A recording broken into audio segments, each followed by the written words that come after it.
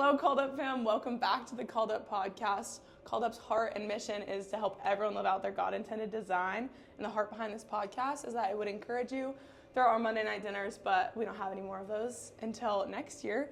So today, to encourage you through the summer, we have Luke DeVine here. Let's go. We're just going to chat a little bit about Luke's life and about his faith in Jesus and his daily routines with Jesus. So kind of to start us off, tell us where you're from, how long you've been playing. He plays baseball, everyone. How long you've been playing baseball, your position, all the stuff about you. So, my name's Luke. I'm from the Bay Area. My family just moved up to Bainbridge Island, which is like just outside of Seattle. But I'm from the Bay. It's nice being at Santa Clara because I feel like I'm at home. And I've been playing baseball like my entire life. So What position do you play? I play outfield, right field for Santa Clara. Was like Santa Clara one of your dream schools? Or what was Definitely not. Okay. It was definitely not my dream school. Well, because like growing up in the Bay Area, everyone like Stanford is the school everyone talks about and wants to go to. Yeah. And especially like at the time when I was in high school before NIL, Stanford like was one of like the top like college baseball schools in the country. Like they were in Omaha or like in the College World Series every year. And so I was like kind of wanted to go to Stanford, and I always thought like I was too cool for Santa Clara because they were like kind of like small, like whatever, like little brother or whatever. I don't know. Yikes. But anyway, God works in mysterious ways, so I Ended up here? just where I needed to be. So Just where you needed to be. And then what did like your recruitment process look like? my recruitment process was pretty slow. I didn't have many offers. I had 2 offers out of high school, and What were the two? it was here in Cal Berkeley. So Yeah. I'm very happy I chose Santa Clara because it's my home. Aw. He loves it here. Wait, sorry, let me back up. Did you have a faith growing up? Yeah. I mean, I did. My parents are both believers. They both follow Jesus, and so they like I was always around the faith. I didn't like fully give my life to Jesus till my senior year of high school, and so when I got to Santa Clara, I immediately like kind of started pursuing community because in high school I didn't really have like any other like Christian friends, I guess. And so like the first like couple months like of my faith, I was kind of walking alone, and it was good because like I felt super convicted at the time, but like eventually like you need other people that are gonna help like point you back to Jesus in like hard seasons of your life. And so I got to Santa Clara, and I was like immediately drawn in by Called Up because I knew that that was a place where I could find other people like myself that were passionate about Jesus. And so I got involved. It started How'd going you hear about it?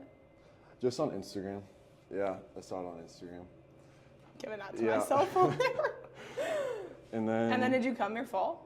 Did you come fall did I? of your freshman year? Yeah, I did. Well, I think I had class my freshman fall like on Monday nights, so like I wasn't able to make it all the time, but I tried to go when I could. Yeah. What did that look like for you, getting plugged in with Called Up? I didn't really get involved with like Darren or Clara, any of the people that ran Called Up at the time. It was more so just like finding friends. I think as a freshman, like you're just kind of trying to find the right people to surround yourself with. And so it wasn't until my sophomore year that like I actually became involved with like helping Called Up, but it was just finding community, like finding friends and other believers that I could be around and go to church with and stuff. Did you find a church to go to? I did. What church did you go to? I go to this church. It's pretty great. It's called Westgate. How did you get involved? I got involved because one of my friends brought me to Called Up, and then brought me to Westgate also. Well, actually, no, they didn't bring me to Called Up. What? I don't know why I said that. I think I was trying to say it brought me to church. Oh, okay. One of his friends. One of my friends. Who's sitting in the room. Yeah, who may be interviewing me as we speak. Yeah. Anyways, so yeah, Westgate, it's in Saratoga. They have this pastor, his name is Jay, he's awesome. Yeah. And it was a lot of fun. Like I immediately like started loving Westgate. We went every Sunday, and then this past summer, Libby and I both started helping out with the high schoolers which was really fun, and kind of just like going back to the community thing, like just finding new ways to surround yourself with Jesus-centered community, and like just give back. And it felt like you just really have a family. Like sometimes church can be intimidating. You walk into a big room with hundreds of people, but like when you find ways to get involved, it makes that big room feel really small, and there's a lot of familiar faces. That's so true. And so, like we get to walk in and like people know us. Yeah, exactly. Like you feel loved and you feel seen. Yeah. So yeah, Westgate's awesome, and being involved there has been one of my favorite parts of just the past couple years. Yeah, it's also been mine. When you're involved in like high school ministry, or you're involved in like serving, I feel like you also get to like see Jesus in a new way. Like get to like serve, and like I feel like we've gotten to be served by them too. I was talking to someone the other day, like when you get involved in a church, like you're serving, but then like the older people get to like love on you too, which is really cool. Yeah. Luke had a few of the church people come to some of his games, which was cool too. Yeah, that was fun. Shout out Westgate. But okay, so then what did your individual faith look like your freshman year, like you personally, and then how has it grown into your sophomore year? Like your routines. That's a good question. I mean, I guess there's just like some small things, you know, like I just try to immerse myself in the word like constantly. I think that's just one way that I've grown. And like Philip Anthony Mitchell. Shout out. Yeah, shout out 2819. He always talks. It's a church. Yeah, it's a church in Atlanta. I like to watch his sermons, and he's always talking about how like the truth is that we're always like fighting a war within ourselves between the spirit and our flesh, and so like just constantly immersing myself in the word or in like gospel and worship music, like just finding any free time to just like draw near to God, I think is just a routine and habit that I feel like for me just strengthens my relationship with God. Do you feel like you've built that routine like over the last 2 years, or did that like grow, or what did that? I think so. I think part of it is just like learning to love God. Like you just want to be surrounded and immersed in His presence constantly. Yeah.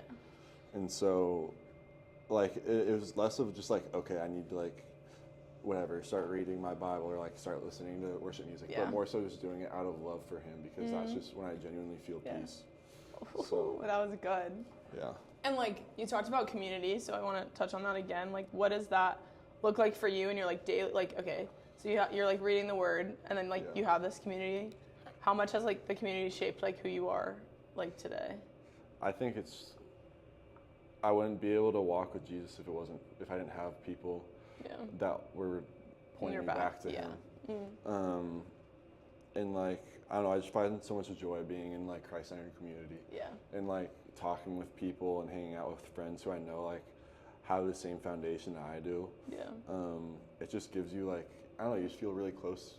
Yeah. And like have like an intimate relationship with them. Yeah. So I think I was saying this the other day too, is like when you have like friends who like the baseline is Jesus, you can like do other things. Like you don't always have to like, well, obviously you can't always talk about Him, but like you can do other things, but you know like the foundation is the same. So like your hearts are like the same. Definitely. Okay, also a lot of people like pray for community and like it doesn't happen right away, and like that's super hard. So like what would you say to someone that's like praying for that or like wanting that? Like where would you seek out community? At Santa Clara or just like in general? I mean at Santa Clara or San Jose. That's a good question. I mean, I think community has always been something that I've prayed for, and I think God's been really faithful in that way that He's provided it for me.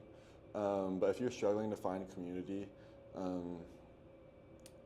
mean, I guess I would just say don't be hesitant to like just put yourself out there to go to new churches or go to a new life group or whatever it may be. Like just put yourself out there a little bit, and I think putting yourself out there is a good one. Yeah. Because also if we hadn't done high school, we wouldn't have the community at high school. Exactly. That we have, and like that took a lot. Like I was scary. Yeah. Like you're going to a new place, like you don't know anyone. Like it can be scary for sure, but that's awesome.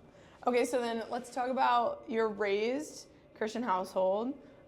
You've got some brothers. I have a question from Alex, and he wants to know if there was a lot of Milo. He wants to know like what the competition was like growing up with like brothers who also played sports. 2 brothers played D1. Like, what was the competition like? Did that push you to be the athlete you are today?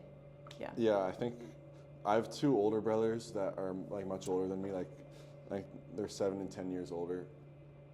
But specifically with my oldest brother, Jake, like I'm sure like with anyone who has an older brother, like he was always on me, like teasing me.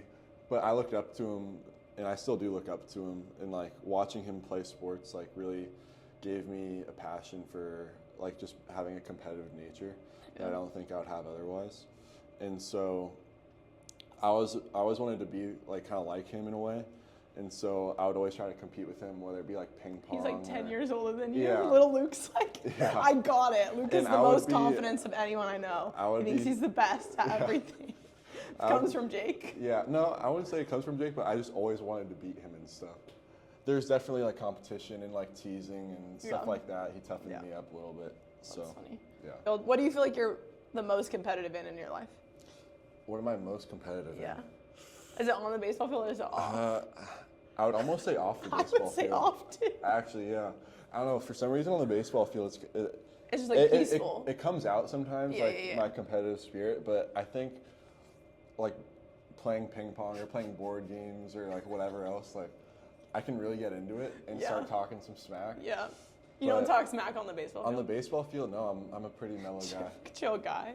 Yeah. What has been something, so on the baseball field and like playing, that's like brought you peace or like something that you like remind yourself of when you're playing to like keep that and like keep about God? I know that's something that. Yeah. Well, I have this bracelet that Libby and I both wear. It says I'm every second. Day. And so I wear that every day. What does that remind you? Like, what does that make you think of? I think it just. It's not really like a thing that you talk about like in sports. Like you don't want to be second. You know? I think it's just realizing that ultimately I'm not the main character of my own story, and that like I'm playing for something bigger than just myself, and ultimately I'm playing to glorify God and the abilities that He's given me to play baseball. Yeah. And ultimately just to point back to Him with everything that I do. Yeah. And so I would like to wear that bracelet just to remember it's easy to get caught up in the moment of like if I strike out to like get mad or whatever, but like ultimately it's just a good reminder that baseball is more than just about my own performance, but it's about being a good teammate and being there for other people and to point them back to Jesus. So I like that. I also have told some other people this, but when I'm batting, I also like, or just even throughout the game, I like to like sing worship music. Like literally out loud, and I feel like that gives me a lot of peace. Yeah. So, what's your favorite worship song to sing this year? When I'm playing baseball, it's called "Firm Foundation" by Cody Carnes. Was that the same as last year too? Yeah, I mean it's kind of the one kept it the same. Yeah, well, because I feel like the message is good. It's just like the lyrics are "Christ is my firm foundation, the rock upon which I stand. When everything around me is shaken, I've never been more glad that I put my faith in Jesus." And so I feel like I can just I'll just keep singing those words to myself, and it gives me peace that no matter like how big the situation is, that I stand on a firm foundation. And I feel like that's I haven't ever seen you get mad on the baseball field. I've seen him get mad while playing board games, but I've never seen him get mad. So maybe you need to bring Jesus into a board game. Yeah, maybe. Okay, what is one lesson or one Bible verse that you've learned in the last 2 years that you feel like has like really sustained you into like who you are today? I think it's kind of like a basic verse, I feel like, and I use it when I posted on Instagram a couple weeks ago. Oh yeah. But I didn't see it. Yeah, it's 2 Corinthians 12:9, which says that my grace is sufficient for you, for my power is made perfect in weakness, and therefore I will boast all more about my weaknesses. Yeah. And so I think specifically when it comes to baseball, there's a lot of failure, and so there is. Yeah, no, there's a bunch of failure. So much failure. And so like you fail as much as you succeed. Yeah, and so just learning to like lean on God in the times where I feel like it's just tough to keep showing up to the cages, like just letting His grace and His strength like work through me, and just learning to like fully surrender. I think. I think just humility too, like even through the ups and the downs, just learning that. I don't know what I'm saying. No, just like learning that you like we need to remain humble for sure. Yeah. And like leaning into that over and over again. Yeah. Well, also really quick, baseball, like your community inside baseball, like you guys all pray before games. Yeah. You have done chapel this year. Like talk about that a little bit. Yeah. One of the biggest things I think that like I've seen God like just provide abundantly in my life has been through one of my coaches. Yeah. Through Coach Brossman. And he's become more than just a coach, but he's become like almost a mentor to me. Yeah. And I feel like that's just been super cool. He's a very strong Christian, and he follows Jesus like very devoutly. And he provides like a chapel service on Sunday mornings before our games, which like last year as a freshman, we didn't have any church service. We couldn't go to church. Yeah, that was so hard for you too. Yeah, we couldn't go to church on Sundays because we play every Sunday. And so he started like doing these like mini chapels where he'd give like a little sermon before our games. And I feel like that's just cool, like just kind of seeing my worlds collide between my passions, between faith and baseball. Yeah. And just having someone that I can look up to as well. And like in that space too. Yeah, like exactly. How cool is that? Okay, 2 more questions. Okay. What has been your favorite part of Called Up in the last 2 years? My favorite part of Called Up? Yeah. I'd say the home cooked meals. That's gotta be one of my favorite parts. What's your favorite meal? My favorite meal? I like the tacos. Yeah, that's my, Yeah, I'd say Good tacos pull. are probably my favorite. Good pull. But tacos, food, like obviously going from Benson to home-cooked food. Home-cooked meal. Yeah, it's nice. Yeah. I'd say another part is just like being able to make friends outside of just the baseball team. Mm-hmm. Yeah. Like I know we've talked about it a bunch, but just like having friends that I can go and like talk to about their sport and like what's going on in their life. Yeah. Is a lot Even of if fun. it's baseball lacrosse. Yeah, exactly. It feels like Even if it's baseball at San Jose State. yeah, it feels like I can put pause on what's going on in my little bubble for a little bit. Yeah. Last question. If you could leave athletes at Santa Clara, San Jose State with one truth about God and their identity, what would it be? I think the one thing that I would tell someone is just that we all have a hole in our heart and we're all searching for peace. And a lot of people can just search for that peace in the wrong places, whether it be success in their sport or, you know, look for it in other places. And I'd say the only place you can find that peace is in Jesus. And so, you know, if you feel yourself like yearning for more, even if you feel like you're at the top of your sport or things aren't going well, I would say that there's someone who loves you and that can fill that hole in your heart. And his name is Jesus. So getting to know him is the best decision I've ever made in my life. Yeah. So I would say if you feel at all compelled or led to, you know, pursue a relationship with him, I think that'd be the best thing you can do. How would you start that? How would I start? Yeah, if you were doing it all over again. If I were doing it all over again, I would reach out. I'm sure, you know, I think one of the cool things. I would reach out. Well, realistically, I think if you're someone on a team at San Jose State or Santa Clara, and you're curious about faith, there's someone on your team, I promise you, who knows Jesus and would be happy to talk to you about it. And so, that's a good point. Talk to someone. And I think that goes back to community. Yeah. So theme of the day. Yeah, I mean, if you look at when you read the Bible and you look at the life of Jesus and the team of disciples he put together, like they were together constantly, like they lived together and did everything together. And that's so true. And there's a reason why, like, you really can find strength in being around other believers. And so, like, I think that's so true. And also just to like wrap up on community is like, even when I like have a question about the Bible, like reaching out and like talking about it is like so important. Or like if I don't understand, maybe you understand, or like if I like whatever it may be. So, or like maybe people at church understand, or like Clay understand. Like you're never gonna understand everything, and so leaning on the wisdom of other people is so important too. Exactly. So that's good. Okay, the last thing that everyone does is can you pray for whoever's listening? Yeah. He knew that was coming. Okay. Just kidding. Whatever. Dear God, thank you for this day. Thank you for just who you are in our lives, God, that we get to wake up and choose you each and every day. Thank you for the grace and the love that you've shown us in our lives, God, that's completely undeserved. So I just pray for the strength to keep choosing you over the temptations of this world, God, that we'd find peace in you and you alone, Lord. I pray for everyone listening that they would just feel your love today, God, and you would hug them and just wrap them in your presence, Lord. We thank you for this day. Thank you for your son paying the ultimate sacrifice, God, and dying on that cross. And it's in his name I pray. Amen. Amen. Thanks for listening to the Called Up Pod. We hope to see you in September or August when we're back on campus. Bye. Adios.